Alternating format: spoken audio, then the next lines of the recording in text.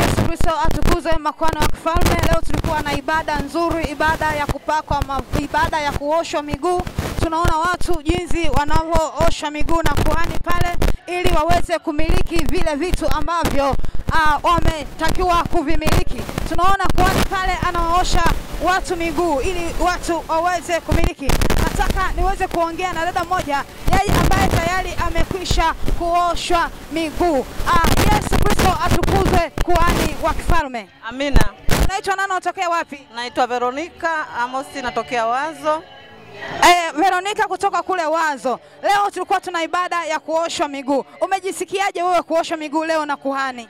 Nimejisikia vizuri sana kwa sababu kuoshwa miguu kuna mambo mengi. Ni kuoshwa miguu maana nyayo zetu mengine kwa tupigi hatua, wengine tumerogwa, wengine ndio hivyo, mambo ni mengi. Ila kwa kuoshwa, kwa sababu hata Yesu aliosha wale mitume 12. Na ndio maana mtumishi wetu kwa Nisila ameamua na sisi tuoshe kwa sababu tupige hatua zingine namna na namna, ili kuweza kumiliki baraka ambazo unatakiwa kumiliki. Yamkini shetani alikuwa amefunga baraka zako, lakini kwa kuoshwa miguu leo na kuhani, basi unaenda kumiliki kile ambacho ulitakiwa kumiliki, si ndio? Amina, ndio. Karibu sana kutoka kule Wazo. Ulikuwa una ushuhuda wote, unaweza kuambia watu kama una ushuhuda?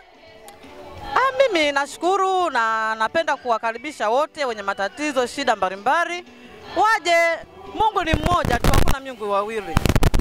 Amina. Karibu sana kwa kuhani Nisila hapa Boko kwa Wagogo. Asante sana na Mungu akubariki.